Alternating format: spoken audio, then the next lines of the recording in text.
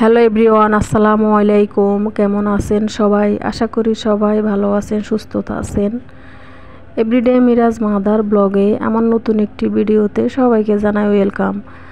দেশ থেকে, দেশে বাইরে থেকে যে যেখানে বসে আমার আজকের ভিডিওটি দেখা শুরু করেছেন, সবাইকে অসংখ্য ধন্যবাদ। এই ভিডিওটি সন্ধ্যার পরে করা, নামাজ পড়ে বসেছিলাম, একটু টুকিটাকি কাজ করে নিয়েছি। তো আমার এই যে মেডিসিনের বক্সটা একটু ময়লা হয়ে গিয়েছিলো। ধুলোবালি তো প্রতিদিনই মোছা হয়, তারপরে সাদা জিনিস না, একটু হাতের স্পর্শ লাগে, দাগ পড়ে যায়, ময়লা দেখা যায়।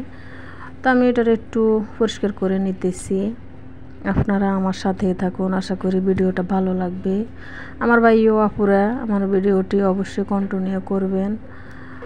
তো আমার নতুন বন্ধু, পুরাতন বন্ধু সবাই আমাকে ভালোবাসা দিতেছেন, আমি অনেক ধন্য, আপনাদের কাছে অনেক কৃতজ্ঞ। আপনাদের সুস্থতা কামনা করি আমি সব সময়। তো আমি গৃহবধূ বলেন, গৃহিণী বলেন, হাউসওয়াইফ বলেন, হাউস মেকার বলেন, যাই বলেন, আমরা কিন্তু অলস না। আমরা গৃহবধূরা কখনোই অলস হতে পারি না। অলস হলে আমাদের সংসারে বসে যায়, সংসারের যাবতীয় কাজকর্ম, সংসারের দায়িত্ব, সংসারে আমাদের সদস্য আছে তাদের দেখাশোনা, আমরা এগুলো কখনোই না করে পারি না। তাই বলে আমরা কখনোই অলস না। আমরা যদি একটু অসুস্থও থাকি, হয়তো একদিনের জন্য শুয়ে থাকি, বসে থাকি, রেস্টে থাকি, কিন্তু 2 দিন 3 দিন 4 দিন পরে আমরা আর বসে থাকতে পারি না। আমাদের অলসতা যদি আমাদের শরীরে থাকে, তাহলে আমাদের সংসারের কাজকর্ম এবং কি যত রকম দায়িত্ব থাকে সবই বসে থাকে। আমাদের সমাজে অনেক মানুষ আছে এই গৃহিণীদের বা এই যে গৃহবধূদের কষ্ট বোঝে না। অনেকে বুঝে, যারা বুঝে তাদেরকে তো অসংখ্য ধন্যবাদ, যারা বুঝে না তাদের জন্য বলে কি, তোমাদের কোনো কাজ আছে? তোমরা শুয়ে বসে খাও, সারাদিন বাসায় থাকো, আর কি করো? অনেকে বলে, আমাদের আশেপাশে আত্মীয় স্বজন, পাড়া প্রতিবেশী, এই পর্যন্ত আমরা তো দেখে এসেছি। তো এগুলা বলা ঠিক না। একজন গৃহবধূ কখনোই অলস হতে পারে না। যদি পরিবারের অনেক মানুষে থাকে, সবার মন মানসিকতা কিন্তু এক না। অনেকে ভালো, অনেকে খারাপ। যে ভালো সে তো ভালোই, আর যে খারাপ সে সবসময় বলে গৃহবধূদের কোনো কাজ নেই, শুধু শুয়ে বসে খাওয়া আর ঘরে থাকা, এই। কিন্তু এটা কিন্তু ঠিক নয়। তো আমি সন্ধ্যার পরে এই যে মেডিসিন বক্সটা একটু মুছে পরিষ্কার করে নিয়ে তারপরে একটু শুকনো মুড়ি খাবো, একটু নারিকেল কোড়া নিয়েছি। নারিকেল কোড়া দিয়ে শুকনো মুড়িটা আমার পছন্দ। তা আমার মা এই নারিকেলগুলো আমার দেশ থেকে পাঠিয়েছে। মাঝে মধ্যে একটু পিঠা বানায়, ছেলের পছন্দ মতো মুড়ি দিয়েও ওকে মাখিয়ে দিই, চিনি দিয়েও পছন্দ করে। আমি আবার চিনি দিয়ে খাই না, আমার অনেক আপুই জানেন, ভিডিওতে আমি বলি। তো এই ভিডিওটা হলো সকালে আমি আজকে রুটি ভেজেছি নাস্তার জন্য, এই যে ভাজতেছি, আপনারা দেখতে পাচ্ছেন। তো যে কথাই বললাম, আমরা কখনো অলস হতে পারি না। আমার সংসারের সম্বন্ধে, আমার হাজব্যান্ডের সম্বন্ধে আমি বলি, উনি তো সময় মতো ডিউটিতে যেতে হয়, পরে চাকরি করে সময় মতো উপস্থিত থাকতে হয়। তো আমার হাতে একটু যখন মাছ ভাজতেছি, তখন হাতের মধ্যে একটু তেল ছিটে পড়ে হাতের একটু পুড়েও গেছে, অনেক স্পষ্ট এই যে দেখা যাইতেছে হাতের মধ্যে, অনেকে দেখতে পাচ্ছেন ভিডিওতে। ভালো লাগে না। তো উনি অফিসে বা ডিউটিতে যাওয়ার আগেই আমাকে অনেক হেল্প করে, অনেক কাজকর্ম করে দেয়, ভালো লাগে। স্বামীর সাপোর্ট পেলে সংসারে অনেকটাই ভালো লাগে, মন খুশি থাকে। তা আমি বললাম, আমার জন্য চিন্তা করো না, আমি কাজকর্ম একটু সময় হলে ঠিক হয়ে যাবে। হাতের ব্যথা এখনও পুরোটা পারি না, যা একটু করা লাগে ওগুলো করে নিই। আমার হাজব্যান্ডও আমাকে অনেক হেল্প করে।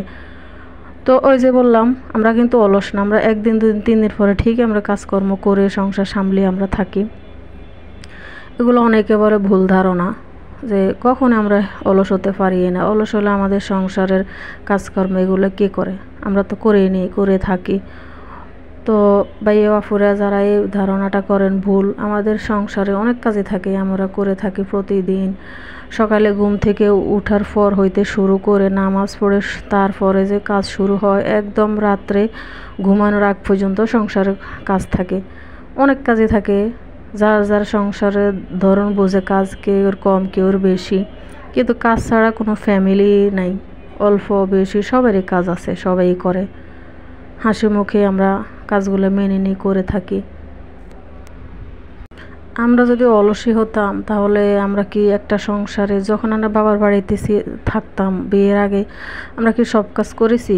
কখনোই সব কাজ করিনি। যখন মা আমাদেরকে বলতে এই কাজটা করো, ভালো লাগে না করি না, ভালো লাগেছে করে দিয়েছি। তো সব কাজটা করি না, অত দায়িত্ব ছিল না। কিন্তু পরে সংসারে আসলে অনেক দায়িত্ব মাথার উপর থেকে যায়, করতে হয়, সবগুলো আমাকে হাসি মুখে নিতে হয়, এই আর কি।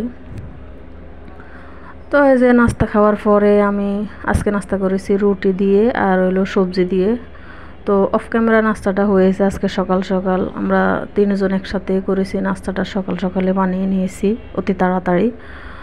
তো চা খাওয়া হয় নাই, 1 কাপ চা বানিয়ে খেয়েছি। সকালে 1 কাপ চা খেলে ভালো লাগে, হয়তো আমার মতো অনেক আপু ভাইয়ের অভ্যাসটা আছে।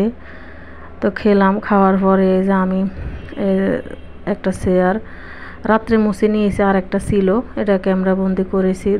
তো আপনারা দেখতে পাচ্ছেন একটা চেয়ারে মুছেছি। তো একটা চেয়ার মুছেছি রাত্রে আর একটা সকালে, কারণ হাতের জন্য পারি না, একটু একটু করে কাজ করে নিই আর কি। যখন পুরোপুরি হাত ঠিক হয়ে যাবে তখন কাজটা সব কমপ্লিট একসাথে করা যাবে। তো আমি দুপুরে রান্নার জন্য এখন এই যে শুরু করে দিয়েছি। আজকে রান্না করব পোয়া মাছ ভুনা করব আর একটু ভর্তা বানাবো। কেমন জানি কদিন ধরে আমার হাতের জন্য বাটতে পারি না, তারপরেও কেমন জানি ভর্তা খেতে মন চায়। তো আজকেও আমি ভর্তা বানাবো আর পোয়া মাছ ভুনা করব। তো এখানে আমি পেঁয়াজ ভালো মতো ভাজা হয়ে যাওয়ার পরে হলুদ গুঁড়া মরিচের গুঁড়া দিয়েছি। তার আগে আমি একটু আদা রসুন বাটা দিয়ে ভেজে নিয়েছি, অল্প একটু পানি দিয়ে যে গুঁড়া মশলাগুলো দিতেছি। তো এখানে একটা ফ্রোজেন করা টমেটো দিব, যেহেতু মাছ ভুনা করব টমেটো দিলে ভালো লাগে। এই যে আমি এই যে বললাম না আজকে কেমন জানি ভর্তা খাইতে মন চায় কদিন ধরে। তো আমি এখানে বরবটি সিদ্ধ করতেছি, একটা আলু দিয়েছি ছোট দেখে। বরবটি যখন ভর্তা বানায় একটা আলু দিলে ভর্তাটা একদম পারফেক্ট হয়, ভালো লাগে খেতে, ফাইনসে লাগে না, ফাইনসে লাগে না। তা আমি রুই মাছ ভেজে নিয়েছি ওই যে ভর্তার সাথে দেওয়ার জন্য, ওটার ক্যামেরা বন্দি করি নাই। তো বরবটি দিয়ে রুই মাছ দিয়ে ভর্তা বানাবো আর যে পোয়া মাছ। তো মশলা কষানো হয়ে গেছে, একটা ফ্রোজেন করা টমেটো দিয়ে দিয়েছি, কষানো ভালো মতো হয়েছে। এখন দিয়ে দিলাম পোয়া মাছ। আমরা যদি অলসী হতাম তাহলে একটু শরীর অসুস্থ থাকলে আমরা শুয়ে বসেই থাকতাম, দিন কাটাতাম, রাত পোয়াতাম। কিন্তু সংসারে চিন্তা করে, সংসারের ভালো মন্দ চিন্তা করে তারপরে আমাদের কষ্ট করে একটু একটু কাজ করে নিতে হয়। এই যে একটু পর আমার ছেলেও চলে আসবে, আমি রান্নাটাও সেরে নিতেছি। তো অলস হলে কি এগুলো পারতাম? কখনোই পারতাম না, শুয়ে বসে দিন কাটাইতাম। আর রান্না হলে খাইতাম, না হলে নাই খাইতাম, এরকম। তো আমার এই যে মাছও কষানো হয়ে গেছে, এখন পরিমাণ মতো পানি, এই যে জলের পানি অ্যাড করে দেব। পোয়া মাছ ভুনা করতে একটু সময় লাগে না, নরম মাছ, তারপর একটু নাড়াচাড়াও একটু কম করতে হয়, বেশি নাড়াচাড়া করলে ভেঙে যায়।